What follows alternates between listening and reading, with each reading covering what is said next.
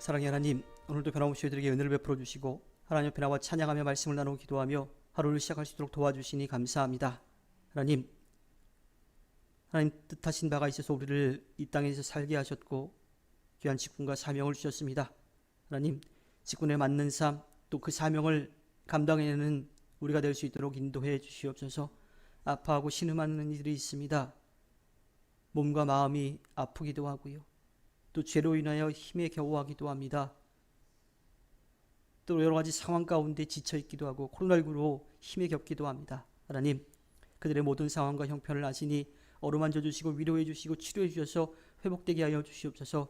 박재범 집사님 치료의 과정 가운데 함께 하여 주시고 회복되게 하여 주시며, 또한 그 치료를 돕는 모든 의료진의 손길도 주장하여 주시옵소서. 그 가정의 빈자리가 하나님의 은혜로 채워지게 도와주시고, 또 아이들을 마무리할 때 끝까지 열심을 다해서 그 아이들을 위해 섬길 수 있도록 인도해 주시옵소서. 꿈있는 미래교회 그리스도의 몸된 공동체로서 아름답게 세워져 가게 도와주시고 예수 그리스도의 향기를 드러낼 수 있도록 인도하여 주시옵소서. 하나님께서 세워주셨고 지금까지도 지켜주셨음에 감사를 드립니다. 하나님, 각 가정의 기도의 제목들 가운데 함께 알려주시고 응답하여 주시기를 원합니다. 하나님께서 보여주신 그 비전을 이루기 위하여 모든 것이 열려지기를 원하고요, 건강이 회복되기를 원합니다. 또 자녀들이 믿음 안에서 살아가며 감사와 기쁨의 고백의 대상이 되기를 원하오니 하나님, 그 가정에 응답하여 주시옵소서. 새로운 삶의 자리를 준비해가는 귀한 가정 가운데에도 함께하여 주시고 온 가족이 믿음으로 사랑으로 하나가 될 수 있게 하여 주시옵소서. 또 자녀들 어린이집을 옮기는 모든 과정 가운데에도 하나님 지혜 주시고 모든 상황과 형편을 허락하여 주시옵소서.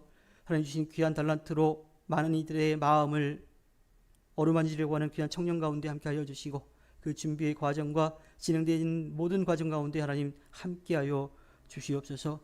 사랑하는 가족을 위하여 부모님과 또 형제자매를 위하여 기도하는 가정 가운데 함께하여 주시고 구원의 역사가 온전히 이루어지게 하여 주시옵소서.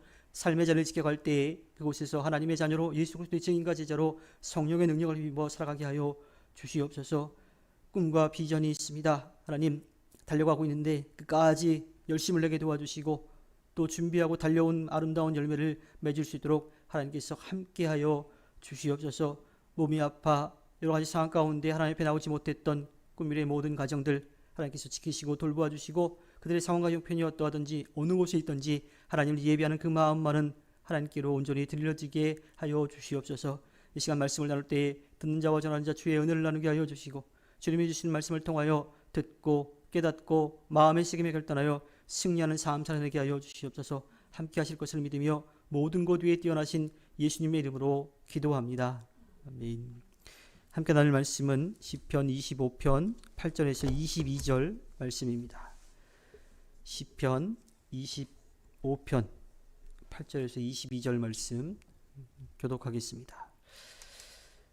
주님은 선하시고 올바르셔서 죄인들이 돌이키고 걸어가야 할 올바른 길을 가르쳐 주신다.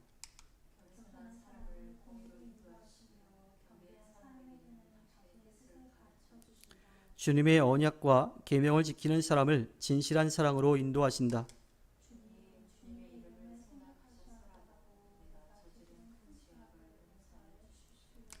주님을 경외하는 사람이 누굽니까? 그가 선택해야 할 길을 주님께서 그에게 가르쳐 주실 것입니다.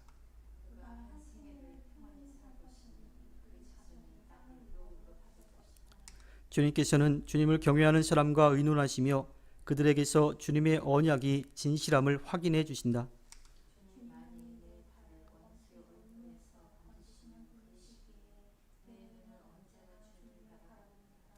주님, 나를 돌보아 주시고 나에게 은혜를 베풀어 주십시오. 나는 외롭고 괴롭습니다.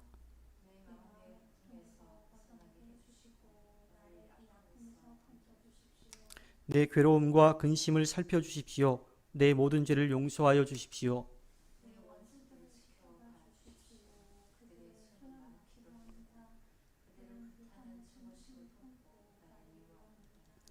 내 생명을 지켜주십시오. 나를 건져주십시오.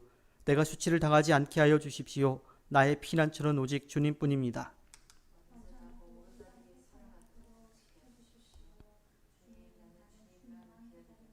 함께 봅니다.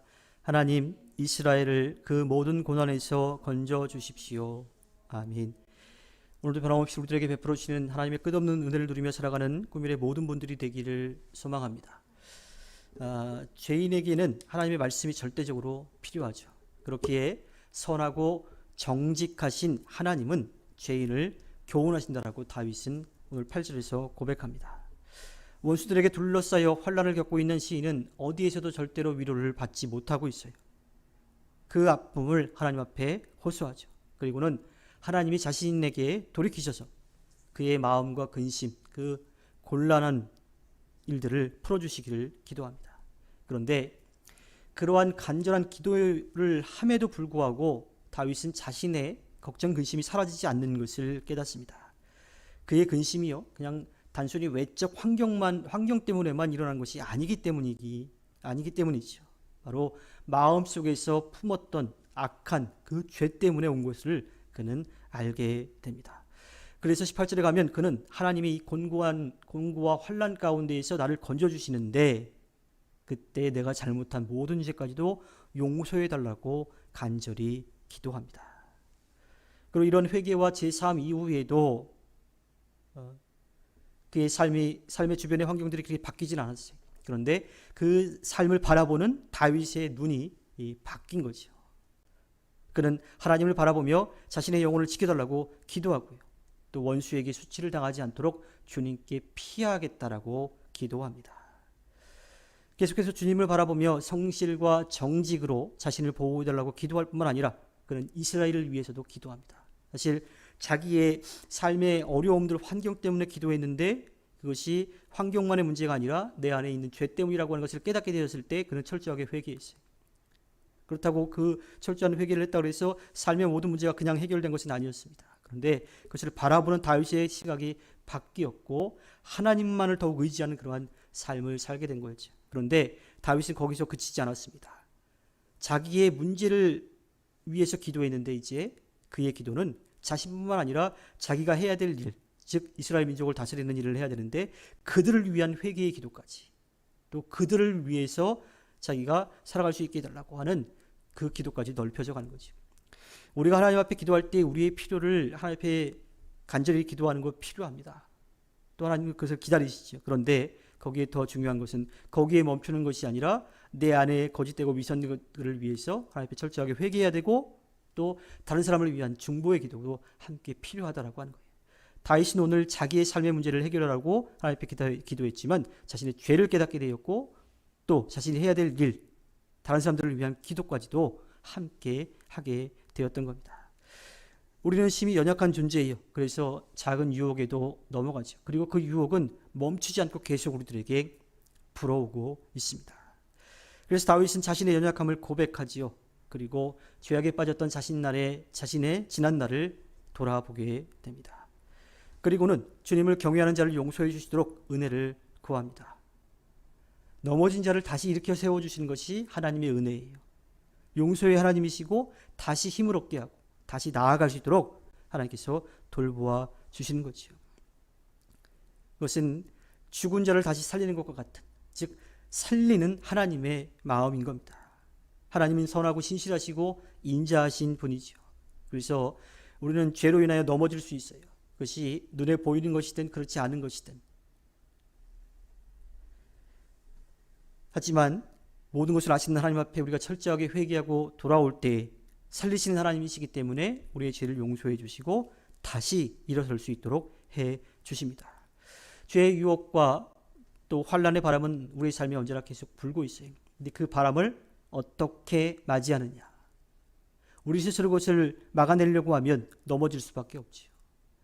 하나님을 믿고 의지하여 하나님께 막아달라고 하고 우리가 돌이켜서 그 환난에서 벗어나 하나님께로 향하면 그 바람은 환난의 바람, 우리를 힘겹게 하는 그 일들은 이제 사라져 버리게 될 겁니다. 하지만 이것이 끝나지 않는다라고 하는 거예요. 우리는 그것을 분명하게 기억해야 돼요. 또한 우리가 기도할 때에 우리 자신만이 아니라 하나님의 사람들과 우리 주변에 있는 사람들을 위해서도 함께 기도해야 된다라고 하는 거예요. 삶의 무게가 무겁고 괴롭고 힘들다 하더라도 우리를 도와주시는 하나님이 계시다라고 하는 것을 믿고 나아갈 때 우리는 승리할 수 있습니다. 다윗은 힘든 가운데 있었지만 하나님께서 그를 구해주실 것이라고 하는 확신이 있었기 때문에 기도했던 거고요. 또 하나님 앞에 맡기며 나아갔던 겁니다.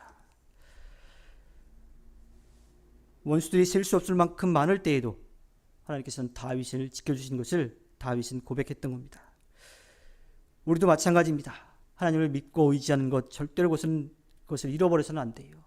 잘못한 것에 대해서는 철저하게 회개하고 다시 새롭게 하실 하나님을 바라보며 나아가야 합니다.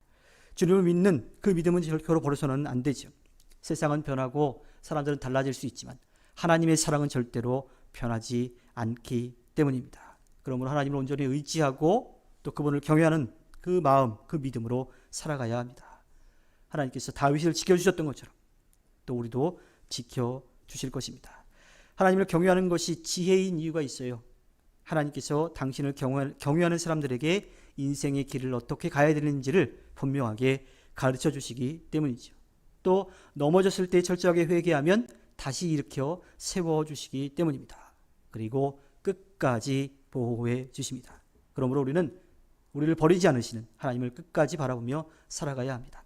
하나님께서 허락해 주신 오늘 하루를 살아갈 때에 우리의 연약함을 아시고 우리를 절대로 버리지 않으시는 하나님을 믿고 나아가 승리하는 꿈일의 모든 분들이 되기를 주님의 이름으로 부탁드립니다. 기도하겠습니다.